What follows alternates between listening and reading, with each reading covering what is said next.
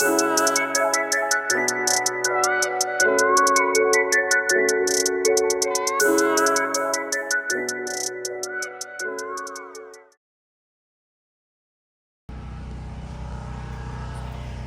morning, YouTube. Welcome back to the channel. Today is Saturday, March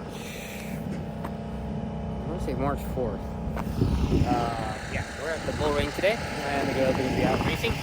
We got Amelia's car all fixed up last weekend, Friday night. She totaled the car. She was doing good. She was in third place, hanging in. We had about 12 cars out there, and coming out of turn 4.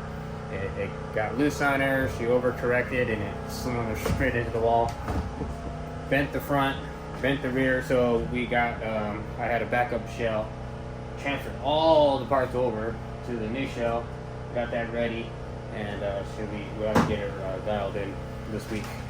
The Piper's car ready, we got Amelia's car ready. We're gonna go ahead and load them. We got a NASCAR race going on at the same time today. So Kyle Busch's son Brexton's gonna be racing his bando today, so I guess everybody's excited. So a lot of bandos from out of town are be coming in the race, so it should be a big race. Probably 20 cars. Saturday morning.